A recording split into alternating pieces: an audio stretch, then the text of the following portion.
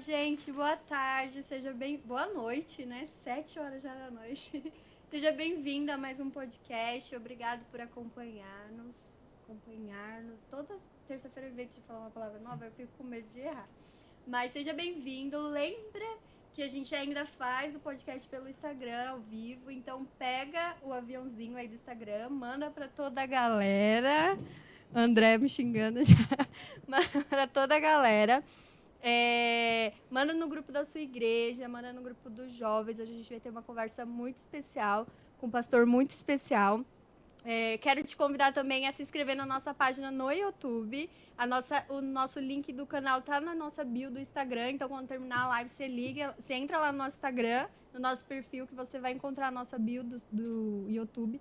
Cara, tem conversas incríveis. Conversas sobre masculinidade, sobre qual o papel da mulher na igreja, sobre vocação. E a gente vai falar um pouco sobre vocação hoje ainda. Então, depois se inscreve lá no nosso canal, tá? Agora a gente vai rodar a vinheta para começar o nosso bate-papo e depois eu apresento o nosso convidado de hoje para vocês, tá bom? Roda a vinheta, Bigari.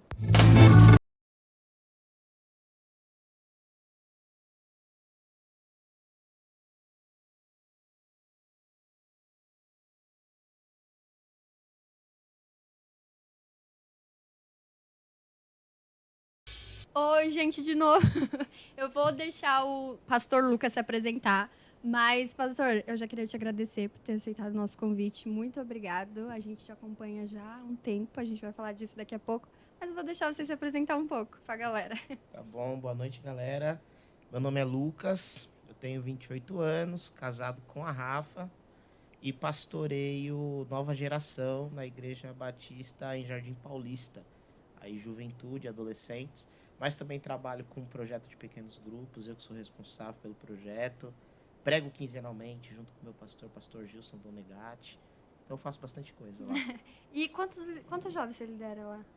Jovens e adolescentes, né? Jovens e adolescentes dá por volta de 75 a 80 jovens e adolescentes. Bastante. Conta pra gente, então, o pastor Lucas, como foi essa mudança de uma liderança, porque você era do Adoleste, né, diretoria.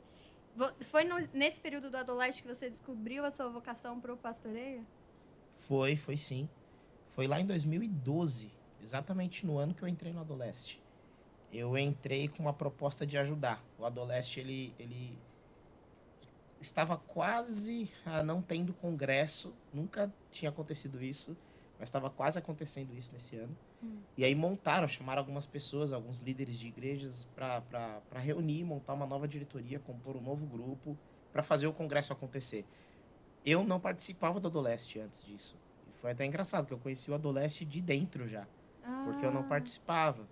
E aí eu entrei junto com um grupo muito bom, e a gente começou a fazer algumas coisas novas e tudo mais. E então, ainda nesse ano, no ano que entrei, depois de 3 ou 4 meses de ter entrado, eu fui para um retiro de vocação, sobre vocação. E numa noite em que o pastor pregou, inclusive, isso é engraçado, o pastor estava pregando o seguinte: talvez Deus esteja te chamando para ser um professor e você está querendo ser pastor. Deus está te chamando para ser engenheiro e você quer ser um missionário. Entenda, o vocacionado não é só o pastor e o missionário. Todos somos vocacionados. E nesse dia eu entendi que eu era pastor. Que Deus estava me chamando para pastorear. Justamente o contrário do que ele estava dizendo. E a partir daí eu comecei um caminho. Eu comecei a trilhar um caminho, tive 2 mentores ao longo do percurso. E logo depois que eu tive esses 2 mentores, depois de um período grande de tempo, mudei de igreja, fui para Guarulhos, eu entrei no seminário, comecei a fazer um mestrado em divindade, que eu termino agora, inclusive, em dezembro, e entrei de cabeça no pastorado. E a gente estava conversando faz 2 meses que você foi consagrada a pastor. 2 meses que fui consagrado. E como que foi essa loucura aí da preparação, da posse? Porque tem uma...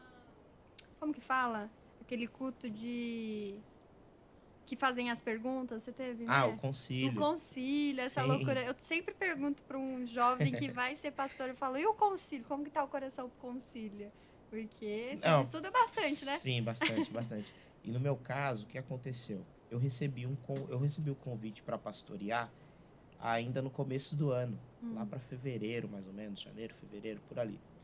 E o meu concílio era para ter acontecido lá para março ou abril. Já tinha entregue monografia e tudo. Mas tiveram vários problemas burocráticos de ordem, etc. E aí ele só foi acontecer agora em agosto, setembro. Final de agosto. Último sábado de agosto foi quando aconteceu. E foi um momento que eu já, assim, sabe quando marcou, vai ser em abril, aí não foi. Vai ser em maio, não Ah, foi. então você já tava. Aí quando Ai, me que disseram assim, saco! vai ser em agosto, eu jurava que não ia ser. Então E você fui já tá, deixando. tava na paz Tava já. na paz. Aí quando faltavam assim umas 3 semanas, eu falei, meu, ninguém cancelou até agora. Eu acho que agora realmente vai rolar o concílio. Aí foi quando eu comecei a correr bastante. Mas graças a Deus foi muito bom, muito leve. Foi longo. Foram 5 horas de concílio. 5 horas Nossa, de meu perguntas e Deus. respostas. Tinham bastante pastores. Então foi um concílio com perguntas difíceis, um concílio longo, mas também com um clima muito bom, muito amistoso. Então acho que logo no começo, assim, eu tava bem seguro, tranquilo. Então logo no começo que os pastores viram que eu tava seguro, eu acho que eles também deram uma relaxada, assim, a gente fez um concílio num clima bem gostoso. Então foi de boa, não foi Foi tranquilo. nada drástico, assim, não. Ah, também você já tava tipo, ai, era em abril, agora eu cheguei em agosto e já tava na paz do Senhor. O Senhor já tinha, já tava preparando o seu coração. E agora deixa eu te perguntar uma coisa. Você acredita que tem um tema, talvez, posso usar essa palavra, carro-chefe pro seu ministério? Tipo, eu sinto que o Senhor quer que eu pastoreie, talvez, ministrando sobre vocação, ou talvez sobre missões, que eu fale especificamente sobre algum assunto. Você acha que tem algum carro-chefe, assim, que você gostaria de trabalhar numa igreja pastoreando ou não? Eu acho que tem, mas não é um tema. Eu, eu, enquanto pastor, eu sou um cuidador. É assim que eu vejo minha função. Então, eu me vejo como um pastor com uma função muito específica, que é ser um cuidador. Apesar de gostar muito da área do ensino, eu gosto muito da área da pregação, eu gosto do púlpito, eu gosto do ensino. As questões eclesiásticas mais institucionais não gosto, eu acho que quase nenhum pastor gosta, mas faz parte. Agora, a principal área que eu gosto muito de escrever também, mas a principal área que eu gosto, que eu mais me identifico, é a do cuidado. É o gabinete, é o aconselhamento, é o discipulado, é a caminhada conjunta. Todo E pastor tem um dom do cuidado? tem que ter. Se não tem, tá no lugar errado. Então, Porque senão você atropela pessoas, você ensina, mas sem amor. Uma vez eu ouvi uma frase que faz parte da minha caminhada, que é: tudo aquilo que é verdade precisa ser dito, mas com amor. Porque quem é verdadeiro, mas não ama, por vezes é mal educado, por vezes é um agressor, mas não necessariamente é uma pessoa que ama. Então o pastor, ele tem que dizer a verdade, mas ele precisa amar. Nós não temos o direito de não amar. Agostinho dizia isso: ama e faz qualquer coisa. O meu mentor me dizia: Lucas, o coração do outro é solo sagrado. Então, se eu vou entrar no seu coração, se você me dá esse espaço, se você senta na minha frente e abre a tua vida para mim, eu preciso tirar as sandálias para entrar. E eu acho que é esse, o sentido do meu ministério é esse, é ser um cuidador. Então, é independente do assunto. Então, eu não tenho um assunto específico, mas eu acho que eu tenho uma forma específica de caminhar, isso sim. E porque você tem 28 anos, esse cuidado, essa sabedoria sobre a importância de tomar cuidado ao entrar na vida do outro para aconselhar, para cuidar. Teve alguém que também foi um espelho para você, que te ajudou a entender essas coisas? Ou como foi que você aprendeu isso? Sim, tem um pastor em especial, que é o pastor Alexandre Robles. Ele foi meu mentor por alguns anos. Ele já pregou, inclusive, nos nossos congressos aqui, né? Acho que o pessoal conhece ele. Hoje ele não pastoreia mais institucionalmente nenhuma igreja, ele atua como psicanalista, mas ele me mentoreou por muitos anos. E eu tive algumas crises muito, muito, muito profundas. Se eu sou pastor hoje, ele é um dos culpados. Porque em alguns momentos eu pensei em desistir. E ele sempre tratou meu coração com muito respeito. E foi ele quem me ensinou que eu preciso ter o mesmo respeito, o mesmo amor, o mesmo carinho, comprometimento com o coração e com a alma dos outros. Eu acho que tem espaços em nós que são sagrados, né? Tem assunto que você não fala na roda, tem assunto que você não fala com a sua mãe, mas quando você encontra alguém que tem uma confiança muito profunda, você fala desse assunto. E isso é sagrado, isso é sagrado. E é sagrado não só no sentido de que é muito importante. Isso é sagrado no sentido de que você é imago Dei, você é a imagem e semelhança de Deus. E a imagem e semelhança de Deus está revelando algo que ela nunca revelou. Uau, Olha como isso é profundo. muito. E eu preciso lidar com isso de forma séria. Quem me ensinou isso foi ele. Foi ele. Uau, Inclusive, talvez a gente lance um podcast já já aí, de que sexta-feira, falando legal. sobre psicanálise e espiritualidade. Uau, Acho que uau. já E já a gente começa. vai falar já dessa ideia do pastor Lucas mais pra frente.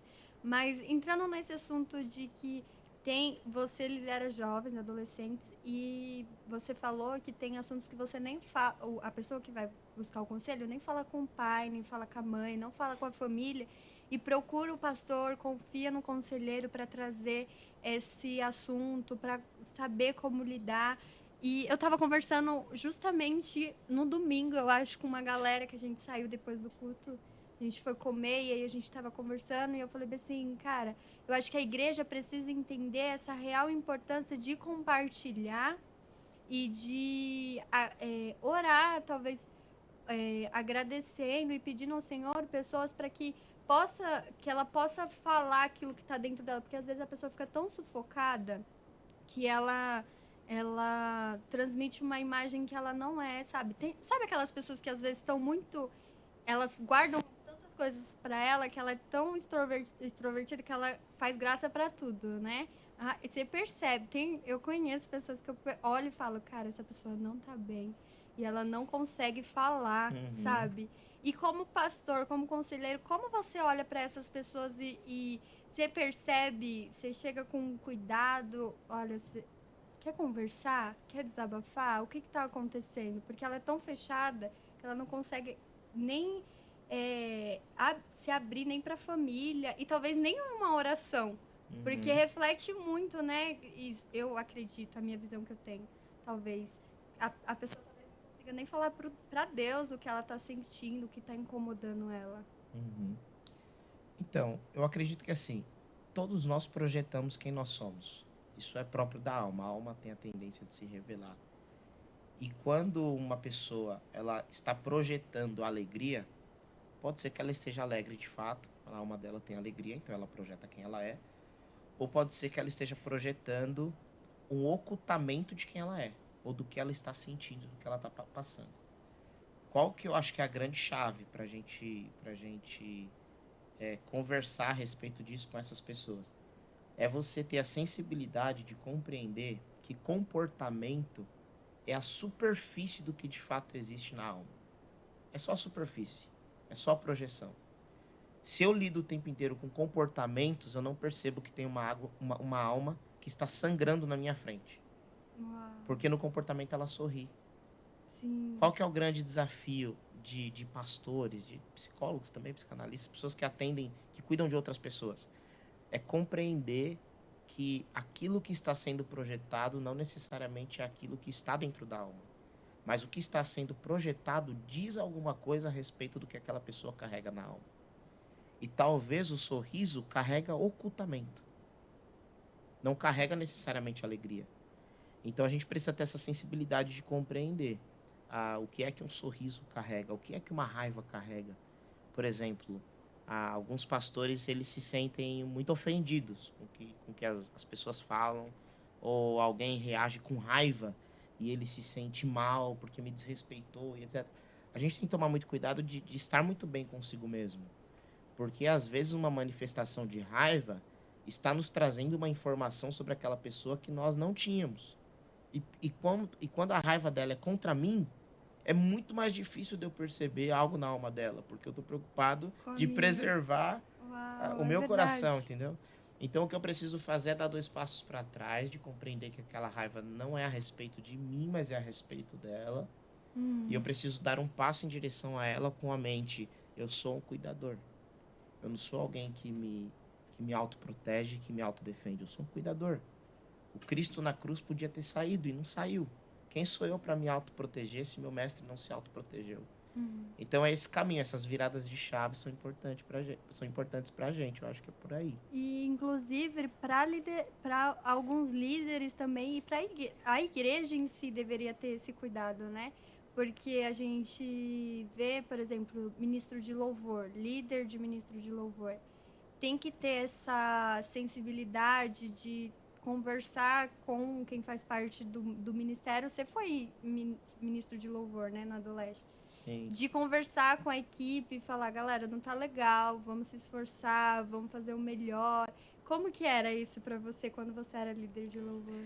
Então, o líder do louvor da Adoleste que eu fui, ele não ainda não tinha aprendido que era um cuidador. Tudo bem. Ele era um cara mais ditador do que cuidador. Nossa, Isso nos meus primeiros anos, né? Meu sim. primeiro e segundo, eu fiquei 4 anos como líder de adoração e artes do Adoleste. Eu era muito linha dura, eu comecei sendo um cara muito linha dura. Porque eu vi algumas coisas que pra mim não cabia. Então, vaidade, o ego lá em cima, atrasos, Você vê uma, nas outras pessoas e... uma pegada meio estrela, assim, e tal. Ah, O nosso entendi. grupo era muito talentoso, era muito Muito. talentoso. Então era muito difícil equilibrar os egos, porque assim, ia sair, a música ia ficar boa. Era só dar play, sabe? A galera era Sim. muito boa, e até hoje eles são muito bons. Então, meu principal trabalho com eles foi esse. De trabalhar a questão do ego, trabalhar a questão de disciplina, a questão de horário, de enxergar a música como adoração, de devocionais. Esse foi o meu principal trabalho. Hoje eles dão um baile em mim. Hoje eles são pessoas extremamente humildes, temente a Deus, todos eles. Eles foram quem despertaram meu coração para o pastorado, porque foi a partir deles que eu percebi que eu gostava de cuidar de gente. Uhum. E eles que aturaram minhas pancadas até que eu aprendesse a ter mais paciência, a encontrar esse espaço de solo sagrado e tal. Então, eles que me moldaram, não fui eu que os moldei, sabe? Uhum. Eles que cuidaram de mim sem perceber, enquanto eu dava porrada neles. Mas graças a Deus eles cresceram, estão bem, e eu também estou bem, cresci. E a gente teve 2 primeiros anos assim, muito de embate, embate, embate e tal. E 2 anos fantásticos, 2 anos que aí sim eu amadureci, eles também. Aham. Então ali sim foi um desenvolvimento muito mais, sei lá, de cantar entre amigos do que qualquer coisa, sabe? Estar em comunhão, adorando no único propósito, né? Não tinha Exato. mais estrelismo. Não, passou. Assim, foi até engraçado. Teve uma vez que a gente foi chamado para cantar no acampamento da Jubesp. E aí o Magnânia tá lá. O Magnânia é um amigo muito querido também. E ele estaria lá e tal. E aí o pessoal da Jubesp, a gente quer chamar vocês. E a galera toda da banda, nossa, a gente vai cantar na Jubesp, a gente vai estar com o Magnânia e tal. E eu falei, não, a gente não vai.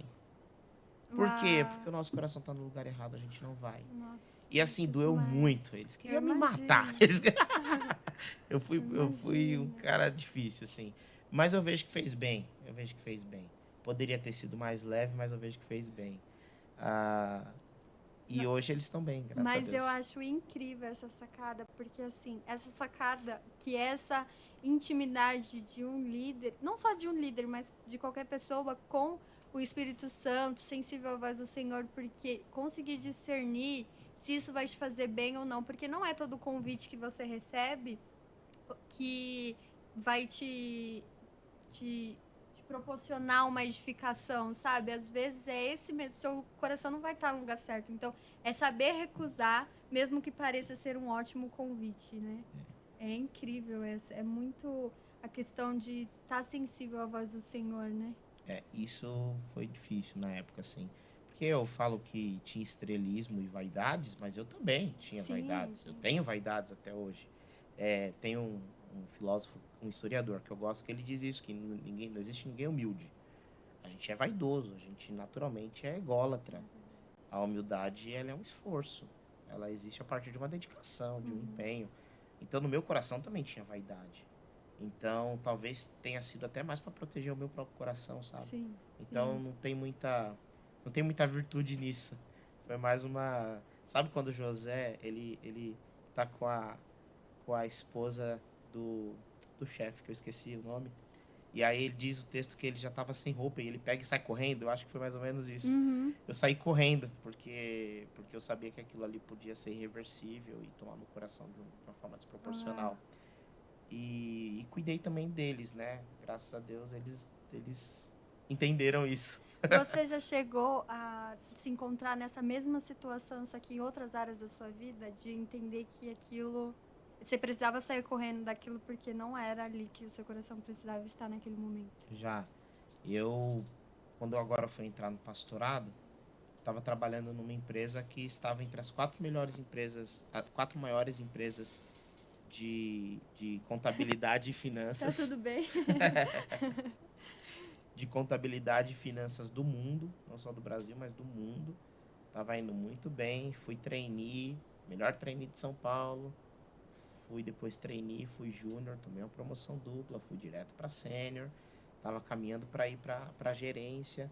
E Uau, até que eu percebi o seguinte, se eu continuar trilhando esse caminho, eu não vou conseguir sair para eu exercer aquilo que Deus me chamou para exercer, que era o pastorado. uau. Porque o caminho ele encanta muito, muito. Você com, sei lá, com 23, 24 anos, começa a conversar com diretores de empresas e dar insights para eles, ou dizer que eles estão errados, sei lá. Você é formado em Isso, quê? contabilidade, e agora terminando o mestrado em divindade. Hum. E aí isso encanta muito. Eu entrava nas empresas, assim, todo mundo, uau, os auditores. Eu auditava finanças, né? Sim, sim. Então, os auditores e tal. E aí, essa ascensão muito rápida, tudo dando muito certo, eu percebi que ou eu saía desse ambiente o mais rápido que eu pudesse, que eu poderia sair, ou meu coração ia abraçar de uma vez por todas aquilo, eu não ia sair nunca mais. E você sabia que era uma colheita sua, porque você tinha plantado, você tinha se esforçado, você tinha trabalhado, você tinha se dedicado para aquilo. De alguma maneira o Senhor ia te Sim, abençoar, mas você percebeu que seu coração não estava naquilo. Você sim, estava tomando o sim. caminho errado. É uma coisa que eu percebo assim, que eu não sei, mas me parece que Deus abençoa os nossos caminhos, sabe? Sim. Os caminhos corretos da vida. Não qualquer caminho, mas os caminhos que a gente pega decentemente. Acordava cedo, eu trabalhei duro, já trabalhei 36 horas direto. Meu Deus. De entrar numa quinta-feira às 8 da manhã e sair da madrugada do sábado pro domingo, da sexta pro sábado. Então, trabalhava muito, muito mesmo, dedicava muito, etc. E Deus abençoou esse caminho. Sim. De alguma forma, eu tinha algo ali para ser realizado. Eu tenho amigos lá até hoje. Cuidei de pessoas dentro da empresa, em treinamentos que a gente teve de performance, porque eu dava treinamento, dava curso dentro da empresa, dava aula na empresa. Então, nesses ambientes, eu conseguia falar algumas coisas que tinham muito a ver com o evangelho. Então, foi um espaço que, de alguma forma, deu para ser luz. Uhum. Mas não era aquele caminho que Deus tinha para mim. Isso não significa que isso é errado para todas as pessoas. Por exemplo, ah, quando Deus ele pega Jonas e faz Jonas ir para Nínive, não é que é certo todo mundo ir para Nínive, mas é certo Jonas ir para Uhum. Nínive. E o que eu entendi ali era que era correto para mim, para o Lucas, eu sair desse ambiente corporativo, porque eu gosto do ambiente corporativo. É algo que me enche os olhos, sim, que mexe, mas aí mexe com a vaidade, mexe com uma série de outras coisas. Então eu gosto desse ambiente, então eu precisava sair urgentemente, porque senão depois, mais para frente, eu não conseguiria sair, eu não conseguiria abrir mão. Eu me lembro quando eu fui sair, estávamos eu e minha esposa, a Rafa, e aí eu estava tendo uma reunião com um dos sócios da companhia, e são vários sócios lá. Você vai subindo, entra como trainee e pode chegar até a sociedade, né? E aí esse sócio disse assim para mim, Lucas, e a Rafa do lado, você sabe que você é uma das pessoas cotadas para um dia ser um dos nossos sócios. Você tem consciência disso. E mesmo assim você quer sair. Eu falei, sim, eu tenho consciência. Lucas, você tomou promoções antecipadas, você vai para a gerência daqui 1 ou 2 anos, você é um dos cotados para ser um dos sócios daqui. Você sabe disso? Sei, eu sei disso. E você mesmo assim vai tomar essa decisão de sair? Eu falei, sim, eu tomaria essa decisão de sair. Ele falou assim, então preciso te falar. Você tá fazendo a maior burrada da sua vida. E aí minha esposa, assim, do lado, assim, tipo, meu Deus, tipo assim, Lucas, será que é pra você sair mesmo? Será que ele não tá certo? Será? Aí eu falei pra ele, falei, o fulano, né, o nome dele, falei, eu sei que você não consegue entender, inclusive pra mim é esquisito fazer o que eu tô fazendo, mas tá decidido já, eu tô indo embora. Eu ainda trabalho no mercado, além do pastorado, Sim. ainda trabalho, mas não tem nada a ver com aquele sonho de chegar lá, de ser um sócio e tal. É algo mais comedido e tudo mais, mas para ajudar no sustento. Não tem nada a ver com aquele negócio Como foi o seu gigante. processo com o Senhor para chegar a essa decisão de fato? Porque, cara, você tava voando, como diz o pessoal aí. Você tinha ganhado promoções antecipadas, você era muito jovem. E como foi tomar essa decisão? Porque hoje a gente se encontra querendo muito mais, né? Eu não ganho isso, tá, gente? Mas vamos supor, eu ganho 5.000, eu quero 10, eu quero 20, eu quero chegar a sênior, eu quero chegar a gerente. E para poder realizar os meus sonhos, para poder fazer o que eu quero. E você tava nesse caminho, cara. Como você disse, o Senhor abençoou algumas escolhas nossas que Uhum. como foi o processo com o senhor para isso? Olha, assim, eu confesso que também teve um movimento meio egoísta do meu coração para eu tomar essa decisão. Qual foi o movimento egoísta do meu coração? Eu olhei os restaurantes que nós frequentávamos, que a classe A frequenta. Eu olhei a posição, eu olhei as roupas, eu olhei a linguagem, eu vi como eles eram vistos, eu sentei à mesa com eles e eu não gostei de nada disso. Uau, Eu não nossa. gostei, eu não me via lá. De alguma forma, o meu coração não foi atraído, sabe? O que sempre me atraiu foi das pessoas terem essa admiração. Nossa, o Lucas, promoção dupla. Menino jovem, tá lá na reunião com fulano de tal e deu um baile na reunião, tal. Uhum. Isso chamava minha atenção e isso eu gostava. Agora, por exemplo, a questão do dinheiro, dos carros, da posição, dos restaurantes, essa vida de quem tem muito, isso nunca chamou minha atenção. Nunca chamou. E, e foi assim, foi fácil nesse sentido. Uhum. Nesse sentido foi fácil. Não foi fácil no outro sentido, que é assim, ao mesmo tempo você pensa, agora eu sou casado, estabilidade para minha família, eu vou viver bem.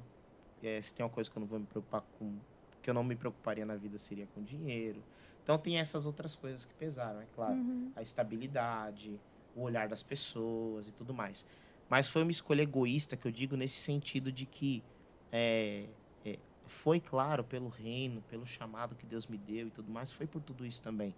Mas eu não sou um herói, assim, tipo, nossa, que da hora. Não, não. Tinha algo no meu coração que não queria estar ali. Então isso facilitou a escolha. Eu olhei para aquilo e não gostei.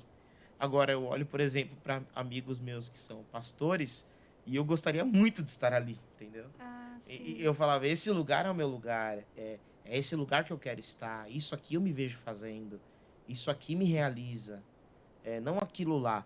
Então, em alguma medida, isso não é egoísta, eu acho que não é bem essa palavra, mas em alguma medida tem essa questão de que não é que eu sou, nossa, que legal que você abriu mão de tudo. É legal, de fato, é legal contar essa história e tal, é legal.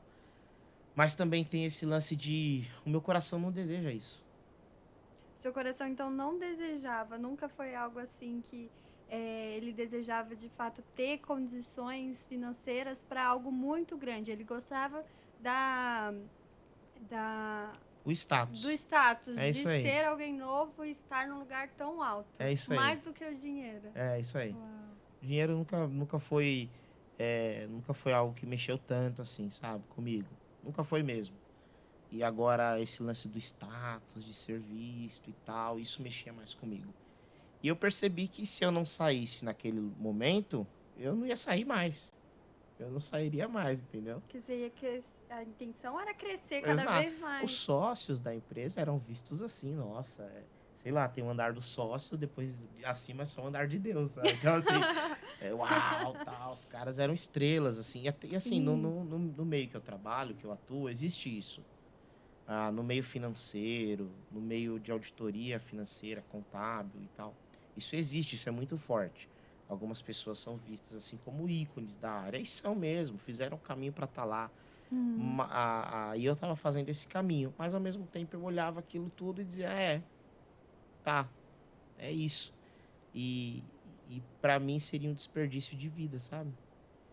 O seu tempo seria muito mais dedicado àquilo do que às coisas do reino. Com certeza.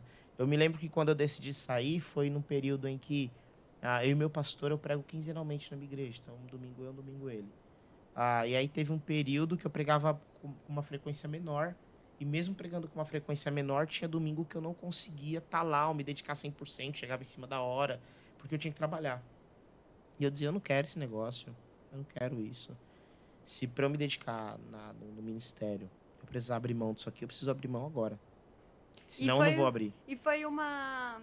Eu ia falar bem assim, o Senhor começou a te cobrar disso, mas foi algo mais interno do que uma voz divina do Senhor. Lucas, olha para onde você está indo. Foi uma coisa mais interna sua, então. Foi, mas assim, ao mesmo tempo eu acho que isso faz parte também de Deus falando comigo. Eu lembro uma vez que eu li, agora eu não vou lembrar a pessoa, não lembro se foi a Madre Teresa, não lembro quem foi. Que ela disse assim, ela falou assim, acho que Deus falou comigo e falou isso e aquilo. Aí falou assim, mas isso aí foi Deus ou sua consciência? Ela, minha consciência. Então não foi Deus. Não, foi minha consciência. Mas se foi minha consciência, logo foi Deus. Foi meio que mais ou menos assim, Deus fala na minha consciência. A minha consciência também tem alguém que ela pertence, a quem ela pertence. O Espírito de Deus, ele fala a partir daí também. Então eu sempre soube que esses incômodos todos não eram simplesmente coisas do meu coração. Mas esses incômodos vinham de um outro lugar. Porque não faz sentido, eu sei que não faz. Um rapaz novo não querer dinheiro e tal. Então eu sei que não faz sentido. Então eu também não acho que, nossa, que coração bondoso, que tal. Não, isso vem de outro lugar, não vem de mim. Vem do Senhor em mim. Então, com certeza foi Deus que colocou isso em mim. Agora, se eu te falar que eu orei, Deus revelou e tal, não, isso não rolou. Era um incômodo constante e eu segui a partir desse incômodo. Dessa consciência, que é muito interessante você falar disso, porque às vezes a gente fica, é uma pergunta muito, eu acho que muito feita para pastores, líderes, que é sobre escutar essa voz de Deus, saber qual é a vontade do Senhor para minha vida. Como eu tô em dois caminhos que parece bom porque os seus caminhos eram bons. Sim, E sim. como saber de fato qual caminho eu escolho? É dessa consciência, dessa voz do Senhor consciente de que qualquer um que você escolher. Eu quero falar uma coisa sobre isso, que eu acho que isso aí é legal.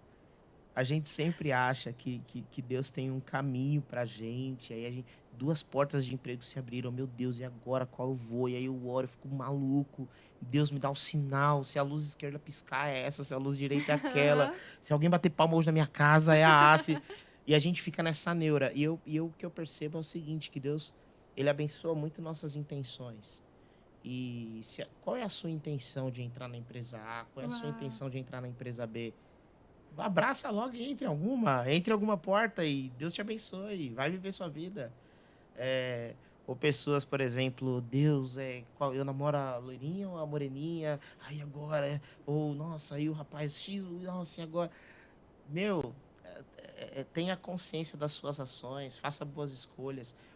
O caminho do evangelho de Jesus é o caminho da maturidade. Deus, ele não quer filhos perguntando o tempo todo o que eles precisam fazer. Deus quer filhos que saibam o que eles precisam fazer. É outra coisa, sabe? Então é essa intenção, cara.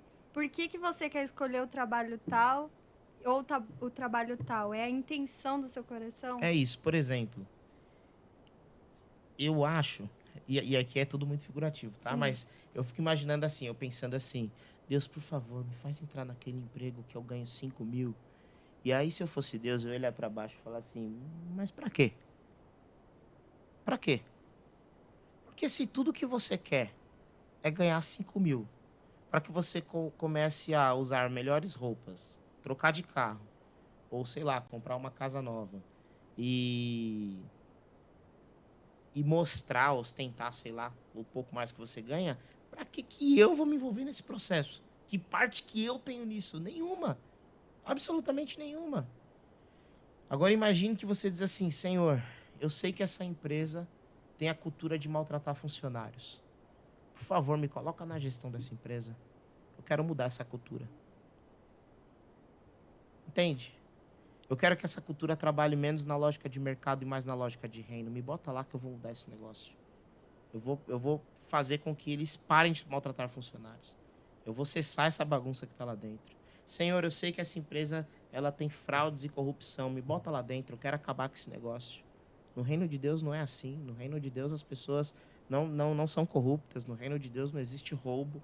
E eu vou fazer de tudo para que essa empresa trabalhe na lógica do reino de Deus. Isso muda. Isso muda. Uau. Essa oração faz sentido fazer. E aí, se eu fosse Deus, eu ia dizer assim: tá aí, eu vou te dar esse emprego aí. É meio que assim: a gente o tempo inteiro está se colocando na presença de Deus de forma egoísta. O tempo inteiro. Mas Jesus Cristo, quando nos ensina a entrar na presença de Deus, ou até melhorar essa frase, porque a gente está na presença de Deus o tempo todo. Quando nós somos tomados pela consciência de que estamos na presença de Deus, que é no momento da oração, o que Jesus Cristo nos ensina é orar a oração do Pai Nosso, não do Pai meu. O que isso significa? Que quando eu vou para o meu quarto de oração, eu trago todos os outros filhos e filhas de Deus comigo. Por que isso é importante? Porque imagina o seguinte, nós aqui, o pessoal não está vendo, mas nós estamos em 5 aqui na sala. Imagina que tem uma vaga de emprego e nós 5 estamos competindo para essa vaga de emprego. E a gente começa a orar, os 5, a Deus, para que Ele conceda a vaga para um de nós. Aí, se imagine na posição de Deus. Para quem que eu dou essa vaga? São 5 filhos, é uma vaga. Essa vaga seria boa para qualquer um dos 5, abençoaria qualquer um dos 5. Para quem que eu dou essa vaga? Aí vamos supor que você ganhou. A Brenda ganha a vaga. Aí qual é a oração da Brenda? Senhor, obrigado. O Senhor é bom. O Senhor é cheio de misericórdia. Glória a Deus. Obrigado. Só gratidão. E os outros 4? Porque assim, se o Senhor é bom, se o Senhor é cheio de misericórdia, cheio de graça porque te deu emprego, então pra gente que ele não deu, o Senhor é ruim, é cheio de maldade, é cheio de perversidade, não dá o que é bom pros filhos. Essa lógica dessa religião individualista é doentia. É doentia. Porque a minha oração, ela precisa começar a ser uma oração que tem consciência de que quando eu entro no meu quarto fechado, eu não estou sozinho diante de Deus. Mas existe um movimento cósmico em que todos os meus irmãos e irmãs estão comigo, porque ele não é pai meu, ele é pai nosso. E aí eu começo a mudar a minha oração. Aí eu paro de dizer, Deus me dá mais dinheiro, e começo a dizer assim, Pai, me dá mais condição de cuidar das pessoas, me dá mais condição de cuidar do projeto missionário. Pai, me dê mais dons e mais talentos. Não para que eu seja visto, mas para que não haja falta de dons e talentos na minha igreja, na tua casa. A minha oração muda. A minha oração muda. Então eu acho que a gente precisa tomar essa consciência, sabe? De que a fé é comunitária. Retomar essa consciência de que a fé é comunitária, a oração é comunitária. Isso aqui é uma mesa. E o Senhor Jesus, o tempo inteiro nos evangelhos, ele se reúne ao redor da mesa. E a fé é isso, é uma expressão de mesa, de comunidade. Uau, gente. E o livro do Tim Keller, Oração, ele fala justamente isso. Ele fala sobre você parar. Ele tem até um desafio no livro que ele fala: para nesse momento, ora e vê se a sua oração está sendo egoísta ou não. Se você está orando para si ou entendendo esse fato de que o Pai é nosso, sabe? E eu acho incrível essa ideia porque você trazer isso especificamente porque ela abre a minha cabeça assim para diversas áreas da nossa vida, né? Quando você ora, talvez orar por um namoro, talvez seja a intenção. Eu estou orando talvez por uma intenção errada somente. Sim. Orar porque alguém tem um emprego bom, ou porque a pessoa sabe conversar e tudo mais. E essa é, de fato, a ideia do Senhor para um casamento, para um relacionamento, não é, né?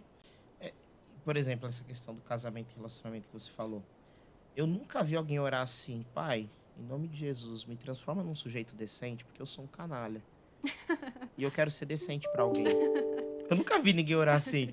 A gente ora assim, Pai, me ajuda a achar uma pessoa decente, que eu não quero nenhum canalha. Por que isso? Porque a gente é egoísta. A gente é egoísta. Nós queremos o melhor para nós, mas a gente tá pouco se lixando para os outros, na maior parte do tempo, não sempre. E óbvio que eu não tô falando da nossa família, tô falando para os outros, que para nós são outros. A Bíblia insiste que nós não devemos olhar os outros como outros, mas como próximos. Mas nós continuamos olhando os outros como outros. Então a gente não faz essa oração, sabe? Pai, me muda, me transforma, porque eu sou grosso e eu não posso ser grosso. Não posso ser estúpido com as pessoas. Isso é um absurdo. Como é que eu vou tratar assim os seus filhos? Me muda. Não, a gente não faz essa oração. É, pai, me ajuda a achar alguém que não seja estúpido, me ajuda a achar alguém que seja trabalhador, me ajuda Sempre satisfazendo as nossas sempre as vontades. nossas vontades, sabe? E é isso, eu me lembro que há pouco tempo, eu e minha esposa, a gente conversou, nós tomamos uma decisão juntos de que a nossa casa seria um hospital. E quem é casado sabe o quanto isso não é tão fácil. Pessoas feridas, machucadas, tristes, desamparadas teriam espaço aberto na nossa casa. E a gente orou por isso e tomou essa decisão. Passou uma semana, tinha alguém morando com a gente. Nossa. Um amigo que estava passando por um processo um processo difícil, bem difícil. E a gente falou assim: você vai morar na nossa casa. Você vai morar na nossa casa. O que eu percebi com essa oração? Que provavelmente Deus sempre quis isso de mim. Por que meus olhos não foram abertos antes? Porque meu coração estava cheio de egoísmo, cheio de vaidade. E com certeza ainda existe egoísmo e vaidade em uma série de outras áreas da minha vida. Mas aqui a gente conseguiu virar a chave. E é isso que a gente precisa, sabe? Abrir mais o espaço para que Deus sente na mesa e a gente comece a conversar com Deus sobre aquilo que Ele quer que nós façamos juntos. Não sobre aquilo que Ele quer, que nós queremos que Ele faça por nós. E você como pastor enxerga que essa é uma dificuldade da igreja hoje? Ah, com certeza. Com certeza. A nossa religião... A gente aprendeu a ser religioso a partir do sincretismo. A partir das manobras espirituais para manipular a vontade das divindades. Foi assim que a gente aprendeu. A gente aprendeu a acender uma vela para achar não sei o que lá, a gente aprendeu a rezar pro São Longuinho para achar uma chave, uma vela para conseguir um emprego. A gente aprendeu assim. Nosso movimento religioso, inclusive o movimento religioso cristão evangélico, é sincretista. A gente liga a televisão, tá vendendo uma meia, um lenço. O tempo inteiro a gente foi ensinado assim. E qual que é o grande problema dessa lógica e dessa estruturação psíquica religiosa? É que todo mundo carrega no coração e na mente que se eu tiver muita fé e que se eu orar muito, eu consigo manipular a divindade a agir em meu favor. Essa é a lógica. E em que nós somos diferentes, por exemplo, da Umbanda? Dentro dessa lógica? Em nada. A diferença é que eles fazem alguns ritos e nós fazemos outros. O nosso rito é a oração e o rito deles são os movimentos da Umbanda, etc. Isso para mim é muito problemático. É muito problemático. Porque fé não tem a ver com o quanto eu creio que Deus pode fazer algo por mim. Fé tem a ver com a certeza que eu carrego na minha alma de que a minha esperança de que novos céus e nova terra, o reino de Deus virá de uma vez por todas. E essa esperança que eu carrego na minha alma, e eu tenho certeza que um dia isso vai acontecer, me propõe alguns movimentos na vida. Me faz me mexer na existência. Isso é fé. Por exemplo, Hebreus 11. Pela fé, Noé criou a arca, construiu a arca. Pela fé, Noé construiu. Não é pela fé, Noé pediu muito e Deus construiu. Mas a nossa lógica é assim. Pela fé, Noé pediu muito, muito, muito, muito. Ao invés dele ter que fazer a arca, Deus mandou meia dúzia de anjos que fizeram a arca para ele. A nossa lógica é essa. Sim, sim. Mas não, a fé, biblicamente falando, ela exige de mim um movimento. Ela não exige de Deus movimentos. Esse é o grande lance. A fé é a certeza de que o reino de Deus virá um dia. E porque o reino de Deus virá um dia, eu me comporto hoje, aqui e agora. Eu faço movimentos na minha vida, eu estruturo a minha vida, minha família, minha casa, a minha fé, tudo aquilo que eu faço. Eu estruturo tudo isso na lógica do reino de Deus, porque eu sei que um dia ele virá. Eu preciso começar a aprender, começar a viver na lógica do reino agora, para que quando ele vier eu não me assuste muito. Esse é o grande lance. A nossa fé ela é individualista, a nossa fé é sincretista, e o que Deus está esperando de nós e da nossa oração é que a gente se coloque em uma posição de submissão e de obediência a ponto que a gente diga assim: Pai, para onde o Senhor quer que eu vá? Pode falar que eu vou. Pai, que emprego o Senhor quer que eu tenha? Pode falar para onde é que eu vou. Pai, qual é o próximo problema que o Senhor quer que eu resolva no mundo? Estou aqui a seu dispor, pode falar que eu vou. Mas a gente geralmente tem uma fé que está buscando benefício próprio. Geralmente. Não é todo mundo, não é o tempo todo, mas geralmente a nossa fé está buscando algum benefício próprio. E a igreja, então, está ligada nessa questão também de que a igreja hoje estaria voltada para um culto individualista em comunhão, do que um culto para o bairro, para a comunidade, para a cidade. Com certeza, com certeza. Quando você começa a pegar músicas com muitas expressões de eu, de meu, a minha vitória tem sabor de mel, eu sou cabeça, eu não sou cauda. Quando você começa a pegar músicas assim, você percebe que nós estamos sendo ensinados não só no pensamento religioso, mas também na arte religiosa. Nós estamos sendo ensinados a pensar a fé a partir do indivíduo. E para quem cresceu assim e passou os últimos anos da vida assim, é muito difícil você mudar isso. Porque a próxima pergunta que a gente se faz é, afinal de contas, então, o que que eu canto?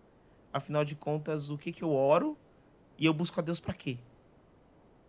Essas são as perguntas. Sim. Porque, por exemplo, se você perguntar para uma pessoa que não vai à igreja todo domingo se ela crê em Deus, ela diz que sim. E se você perguntar qual foi a última vez que você orou, ela vai falar para passar no vestibular, ou quando minha mãe ficou doente, ou quando eu precisava trocar de carro. E eu creio em Deus. E o grande lance é que a nossa fé não é tão diferente da fé dela. Porque a gente também faz isso. A diferença é que a gente coloca algum conjunto de regras morais também junto com isso, e o nosso pacote acaba ficando um pouquinho mais jeitoso, um pouquinho mais bonito. Mas a gente está fazendo a mesma coisa. Quando, na verdade, a oração da igreja deveria ser: Pai, o que o Senhor quer de nós? Sim. Quando Jesus Cristo ele ensina a oração do Pai Nosso, olha como Jesus nos ensina a orar. Pai Nosso que estás nos céus, santificado seja o vosso nome, venha a nós o teu reino. Não é venha a mim todas as bênçãos e carros e salários e família. Não, venha a nós o teu reino, que o seu reino venha até nós. Quando a gente pede para alguém que o seu reino venha até nós, o que a gente está dizendo é assim: Pai, que o Senhor venha me comandar, que o Senhor venha estruturar minha casa, que o Senhor venha reestruturar minha forma de pensar, que o Senhor venha me direcionar e me dar ordens para que eu obedeça. É isso que essa oração significa. Que o Senhor venha me dizer o que eu devo fazer, como é que eu devo agir. É assim que o reinado funciona. Venha a nós o teu reino, seja feita a tua vontade. O pão nosso de cada dia nos dai hoje, não é o pão meu. O pão é nosso. E tem um pastor que fala algo que é muito legal. Ele disse que quem faz a oração do pão nosso pede para ser a padaria de Deus. Porque na padaria de Deus, se nós estamos aqui em 5, eu recebi 5 pães, qual que é a lógica do Lucas? Bom, vou comer um e vou guardar 4 para os próximos 4 dias. Qual que é a lógica do reino de Deus? Se nós estamos em 5 e eu recebi 5, é porque a minha parte no reino é distribuir pão. Então eu dou um para você, É outra lógica.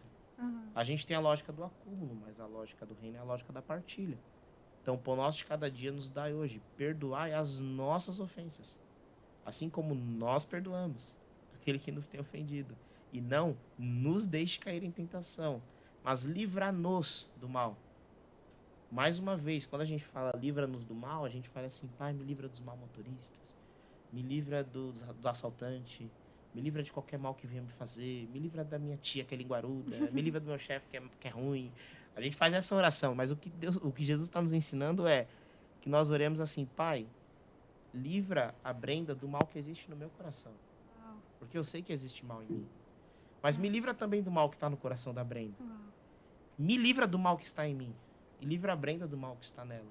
E nos livra dessa voz maligna que insiste que nós não somos um, que nós não somos comunidade, que nós somos indivíduos.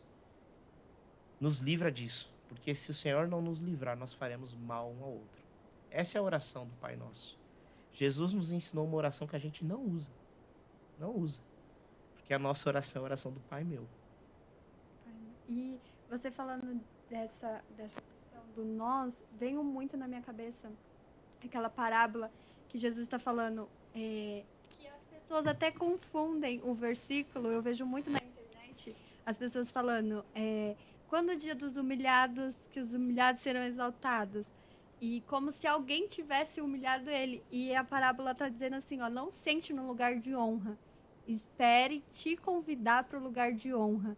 E se você se humilhar, você será exaltado. Mano, aí. quando eu li isso, mano, a minha cabeça assim virou uma chave. Eu falei, você fica impressionado, você fala, cara, porque muitas das vezes nós nos colocamos no lugar de honra. Foi o que você falou, do egoísmo, do eu, do pai meu. E aí eu quero sentar no lugar de honra, eu quero sentar no melhor lugar da mesa.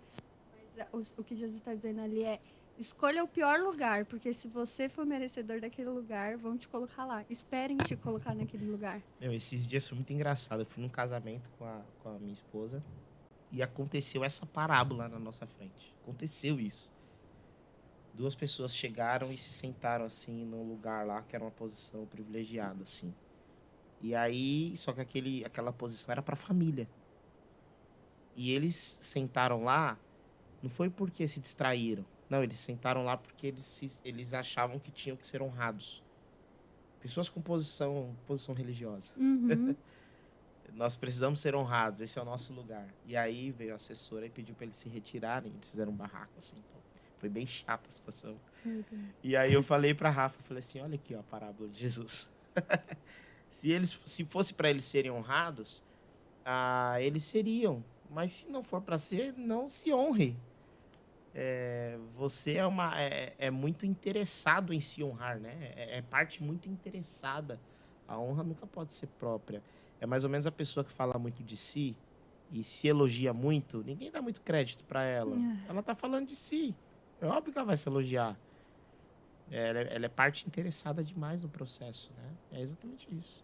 E acho que todos precisam ter esse cuidado, mas como a gente está aqui com algumas pessoas que são líderes, eu não estou falando especificamente para as pessoas que estão aqui, mas nós que somos líderes, eu que sou líder de algum ministério, eu preciso tomar cuidado referente a isso mesmo, porque às vezes pode ser que eu me ache tão boa no que eu faço que se eu fizer algo, principalmente voltado para a igreja, como a gente estava falando para a igreja, que não vai me mostrar, eu recuso. Como assim? Eu sou líder, eu dirijo o podcast, você quer que eu varre a garagem da igreja? Não vou fazer isso. Quem vai olhar eu varrendo? Quem vai olhar? E, cara, você precisa entender que você tá ali para servir. E o pessoal aqui tem esse problema, é isso? Tô brincando. É isso mesmo. Mas isso que você tá falando é uma verdade. A gente só percebe isso quando a gente está diante dessas situações. Eu há algum tempo já, isso faz uns 4 anos, eu fui pregar num acampamento, e aí era um acampamento, tava uma situação meio precária e tal, e aí não tinha ninguém para limpar o banheiro, e aí eu tive que lavar o banheiro. E eu assim, caramba, eu vou pregar no acampamento, os caras me botaram pra lavar o banheiro. Pessoal sem noção, né, meu? Botar um pregador pra lavar o banheiro. E aí lavei o banheiro. Depois que eu saí, Deus falou comigo tão forte, tipo assim, por que você não pode lavar o banheiro? Que eu fiquei com vergonha. Por que você não pode lavar o banheiro? Por quê? É essa ideia de que nós somos os filhinhos de Deus e tal, incríveis, e nada pode nos acontecer. Por exemplo, perdi o emprego. Por que, pai? Por que comigo? Por que não com você? Por que não comigo? Aconteceu um acidente. Por que não comigo? Por que não eu? São questionamentos de quem acha que tem realmente algum mérito, alguma coisa de especial e tal. E se você está me ouvindo, você não é especial. Gente, falando você que está escutando, se você tiver alguma pergunta, Gleice, se tiver alguma pergunta aí, a gente vai para o momento de pergunta. Mas, nossa, pastor, incrível, porque a gente eu tenho conversado muito com algumas pessoas sobre esse papel de você entender que você está para servir e não precisa ser mostrado, porque a pessoa mais importante... Eita, Meu celular não tá silencioso.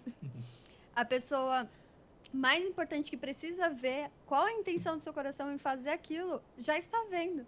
Se você está fazendo com a intenção certa ou não. Porque é muito bonito você ser visto dirigindo um culto, você ser visto cantando, você ser visto pregando, mas e quanto seu coração está quando você está servindo numa cantina, quando seu coração está recepcionando as pessoas que estão vindo, ou menos que isso, quando ninguém está vendo aquilo que você fez por trás dos bastidores. Esse pessoal aqui ninguém vê.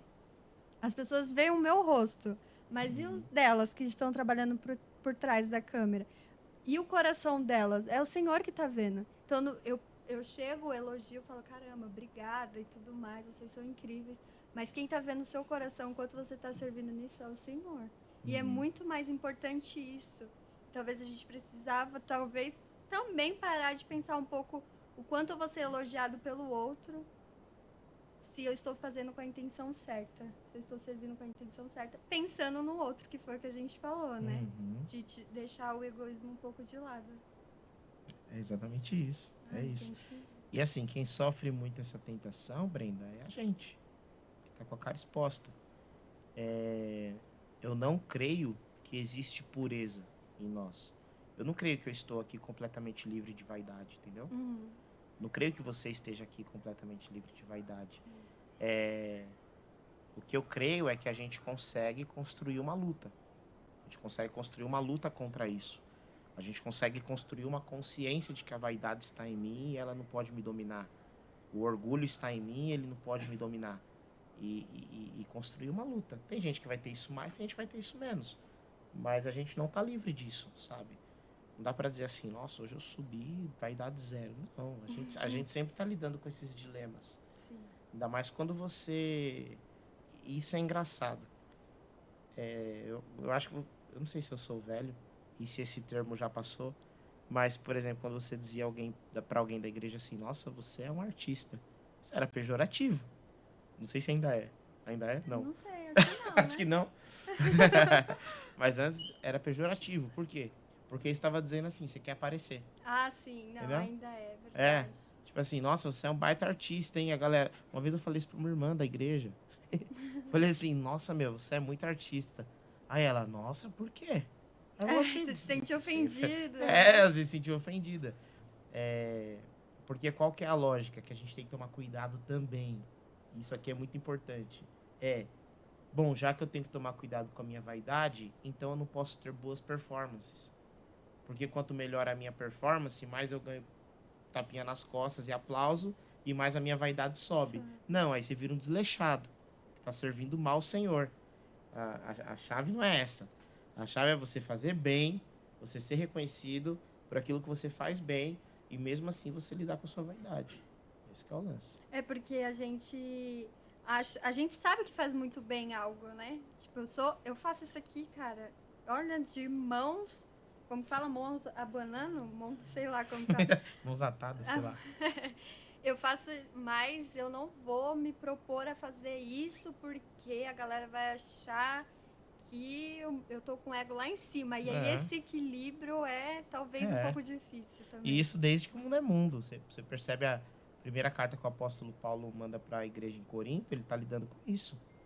Com pessoas que têm dons e outras pessoas estão dizendo, essas pessoas são superiores a nós porque têm dons melhores que os nossos. Ou as pessoas estão dizendo, nós somos melhores do que vocês porque nós temos dons melhores que os de vocês. Bom, o apóstolo Paulo está lidando com isso há 2000 anos. E a gente vai continuar lidando. O grande lance não é assim, então vamos fazer o seguinte, vamos ficar todo mundo bem desleixado para ninguém elogiar ninguém mais. Não, esse não é o caminho. O caminho é lidar com a ideia de que, isso é importantíssimo também, de que acima das performances estão as pessoas. E acima das performances está a intencionalidade. Que a resposta que o apóstolo Paulo dá, isso é 1 Coríntios 12 e 13, é que, ainda que você seja incrível, e ele usa a expressão, ainda que eu fale a língua dos anjos e dos homens, ainda que eu faça 1000 maravilhas, ainda que você seja fantástico, toque todos os instrumentos, você seja extremamente performático, é isso que ele está dizendo. Ainda que eu seja extremamente performático, eu pregue como ninguém, eu seja inteligente como ninguém, eu cante como ninguém, eu seja incrível, ainda que eu seja alguém que todo mundo bate palma quando eu saio do palco, ainda que eu seja essa pessoa. Se eu não tiver amor, eu nada serei. Eu nada serei.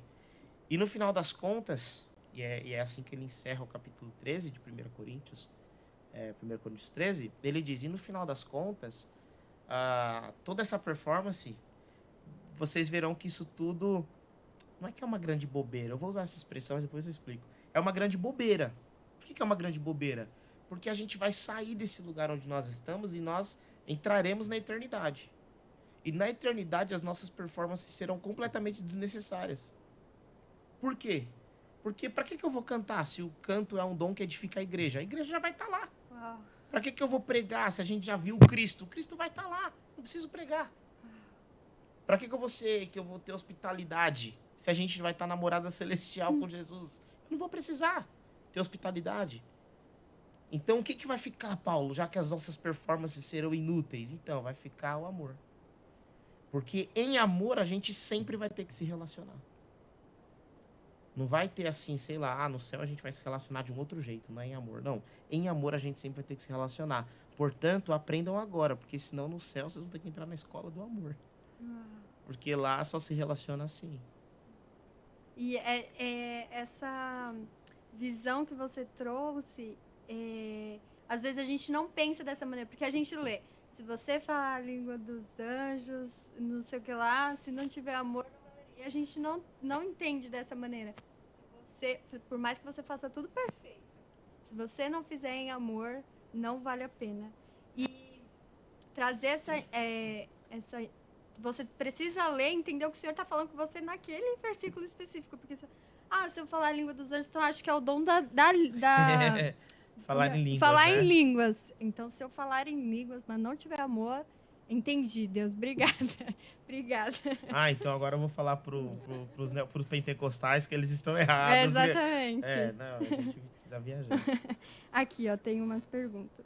Como cuidar de uma geração de jovens e adolescentes tão imediatistas? Eu acho assim que não há nada de novo debaixo do sol. Debaixo do céu, do sol, sei lá. Os jovens sempre foram mais imediatistas. Isso sempre rolou. Mas ao mesmo tempo, os jovens sempre tiveram mais força. Por exemplo, se eu lançar uma nova ideia para 30 adultos, ou se eu lançar uma nova ideia para 30 jovens e falar assim, vamos ver quem coloca em prática primeiro.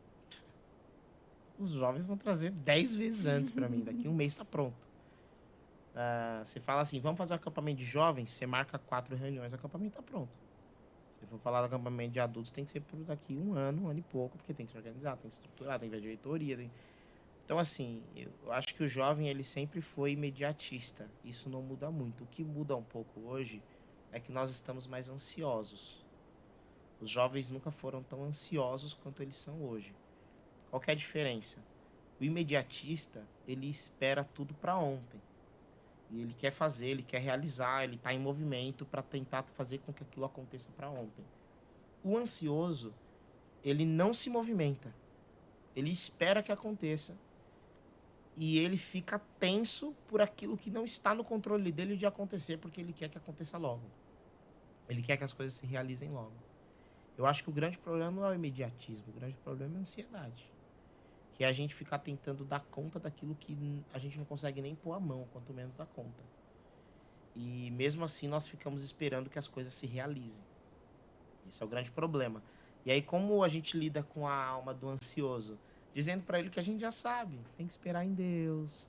Você precisa tomar conta do que está ao teu alcance, o restante você deixa de lado. Você confia em Deus e deixa a coisa correr. É desse jeito. Eu acho que não tem muito segredo, sabe? Não tem uma virada de chave, assim. Sim. Respondido, galera, aí. Quem tiver mais dúvidas sobre esse assunto, chama o Lucas no ATM. Olha o Instagram dele aqui, ó, gente. Entra lá. O Lucas tem... Conta um pouquinho pra gente. Ai, gente, já tá no final, Lucas. Eu não vou mais roubar o seu tempo, tá bom? Mas eu queria que você falasse... Por favor, à vontade. sobre o projeto do... Deixa eu entrar aqui pra ver o nome pra não errar. Que é o canal Telescópio. Tá bom. Vamos falar do Canal Telescópio. O Canal Telescópio é um podcast que eu tenho com alguns amigos. É o Hernani. O Hernani, ele é um bibliotecário. Com a Andrea, que é uma advogada focada em questões de tecnologia, comunicação. E ela tem 35 especializações. A gente brinca, tipo, que ela faz especialização desde os 7 anos de idade. E o pastor Rodrigo Quintan, que é um amigo, inclusive saindo daqui, eu vou encontrar o Rodrigo. E aí a gente faz um podcast. Hoje ele é mensal, antes nós fazíamos semanal, falando de temas aleatórios. A galera votava e a gente falava. Hoje a gente faz mensal e nós escolhemos tanto o tema quanto o convidado. A gente escolhe um tema, escolhe um convidado e fala. É muito louco. É muito louco. Tem dia que você vai entrar lá e vai sair... Nossa, uau, nas nuvens. Tem dia que você vai sair escandalizado. Porque a ideia é que realmente seja um bate-papo solto, que as pessoas realmente falem o que elas pensam. É que a gente coloque o assunto na mesa e deixe o negócio esquentar mesmo. A ideia é essa do programa. É que seja uma trocação de ideias, não é um culto o programa. Então, quem for lá querendo achar, sei lá, uma mensagem devocional, um culto e tal, não vai achar isso. Nós já tivemos com a gente a Marina Silva, que foi candidata algumas vezes à presidência. A pastora de Renekiewicz já esteve com a gente. Tivemos os meninos do Banda Resgate, os meninos, né? Os senhores. Hamilton, Zé Bruno, eles já estiveram com a gente. Leonardo Gonçalves esteve com a gente há pouco tempo. Faz uns 3, 4 meses que ele esteve com a gente. Então, assim, a gente tem muita gente boa que participa. E essa é a parte legal do canal. O resto é a gente batendo papo. Eu, Rodrigo, o Hernani, nós vamos ali na nossa simplicidade. E aí a gente chama a galera mais, né, high performance, assim, pra discutir os assuntos. Eu eu acompanhei um tempo quando era live no Instagram. E vocês estavam comentando sobre o livro Cristianismo Puro e Simples? Sim, então, esse foi um projeto pontual que nós fizemos. Entrou na pandemia, a galera, todo mundo assim, muito em casa, sem fazer nada, e a gente decidiu lançar um clube de leitura. Inclusive, eu nem sei como tá isso, mas a Thomas Nelson, de alguma forma, achou a gente. Caraca. E queriam lançar os episódios e podcast e tal. Nem sei como é que tá isso ainda, se vai rolar ou não. Que legal. Mas foi muito legal isso, porque eles acharam a gente, viram os programas, gostaram, e a gente fazia um capítulo por dia. Então, todo dia era um capítulo. A maioria dos capítulos eu e o Hernani fizemos juntos. C.S. Lewis é meu escritor predileto. Lá na igreja eu cito C.S. Lewis, a galera dá risada, É o meu porque livro toda favorito hora eu também. cito ele. E aí a gente fez isso e foi uma experiência muito gostosa. Muito gostosa. Eu acompanhei bastante. Você acompanhou? Acompanhei. Que legal. Eu já tinha lido o livro, acho que 2 vezes já. E aí, quando vocês fizeram, eu achei incrível, porque é uma leitura difícil, C.S. Lewis é uma leitura difícil. E quando você tem pessoas que estudam mais para comentar sobre determinados capítulos que às vezes você fica confusa, eu falei, cara, que demais, que demais. Aí tem coisa que você lê, é isso aqui que ele disse. Não, a gente também teve essa experiência, porque eu e o Hernani, foi a segunda vez que nós fizemos um clube de leitura com esse livro. Mas eu já tinha lido uma vez, aí eu li para o clube de leitura que a gente fez o primeiro, e agora foi o segundo. E todas as vezes que eu leio, eu percebo coisas novas que não tinha percebido da primeira vez. Posso comentar um negócio legal do livro? Pode, claro. Se eu estiver falando muito, vocês me cortam. Mas tem uma coisa que eu achei fantástica no livro. É uma conversa que o C.S. Lewis está falando de um tema teológico para uma plateia, num auditório grande. E aí um homem levanta e fala assim: eu acho que essas questões de teologia aí que você fala são besteira. Aí ele, mas por que são besteiras? Ele fala assim, eu acho que isso é besteira porque mais importa mergulhar no oceano do que conhecê-lo racionalmente. Um argumento muito bom. Mas vale você ir lá no oceano e mergulhar do que você saber que a água é gelada, que a areia é marrom e sei lá, e as questões técnicas do oceano. E aí o C.S. Lewis respondeu assim para ele: o seu argumento é bom, mas imagina o seguinte, que você foi para uma ilha que tem diversos pontos turísticos fantásticos. Você conseguiria curtir essa ilha? Ele falou, com certeza. Você mergulharia nos oceanos dessa ilha? Demais. Você visitaria os pontos turísticos da ilha? Sim, com certeza.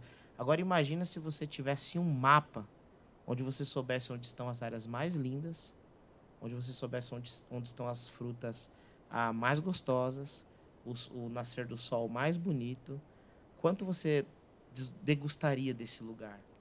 E aí o cara falou 1000 vezes mais. Para que serve a teologia? Para a gente poder mergulhar mais fundo no oceano e aproveitar o máximo que a gente puder dele. Teologia, ela não é em vão. Não é em vão.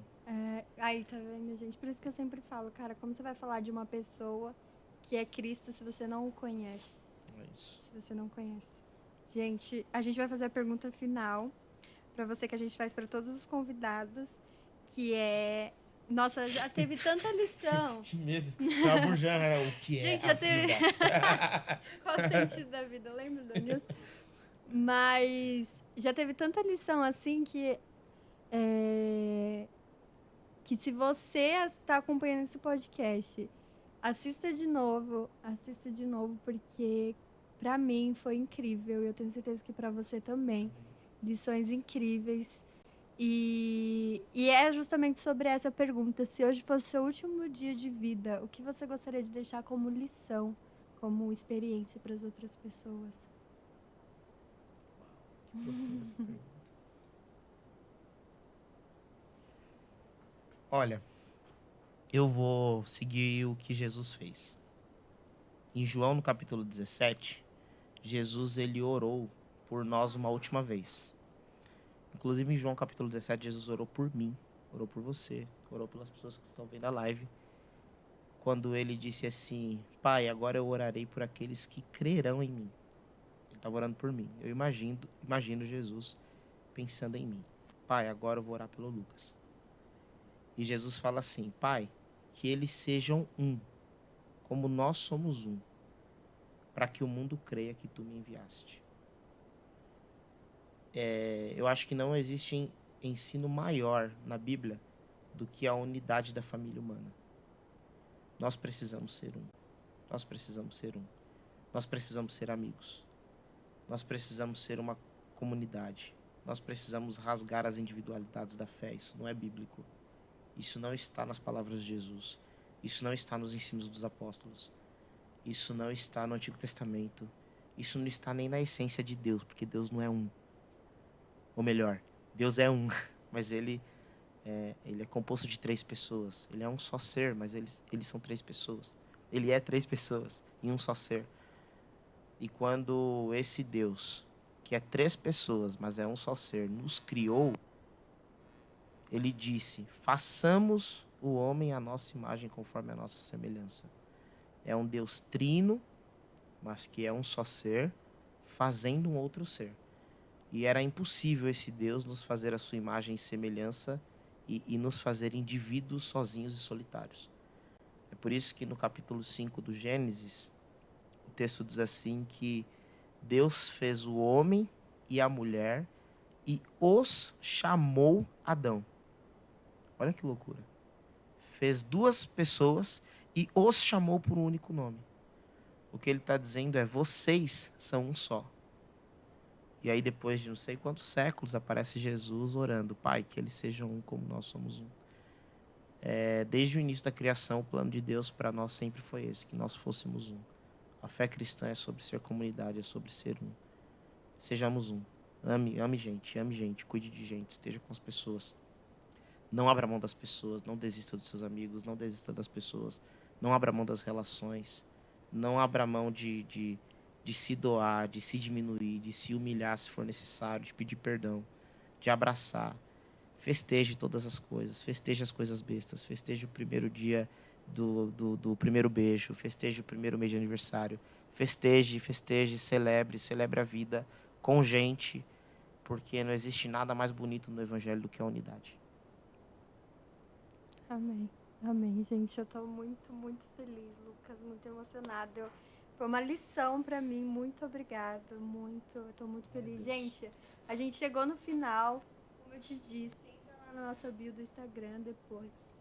Acessa nosso link no YouTube e se inscreva no canal, que esse podcast vai estar lá daqui uns 2 dias no máximo. Mas muito obrigada, Lucas. Não vou cansar de agradecer. Foi muito edificante pra mim, especificamente. Eu acredito que para as outras pessoas também, mas falando para mim, foi uma lição. Muito obrigada. Que o Senhor continue abençoando, fazendo o seu ministério crescer sempre. Você é essencial na nossa geração. Amém, amém. Obrigado por ter participado. Estou muito feliz de estar aqui. Gostei muito do pãozinho que eu comi ali. Gostei muito de estar aqui, de verdade. Obrigado. Obrigada. Falou, galera. Até terça-feira que vem. Tchau, tchau.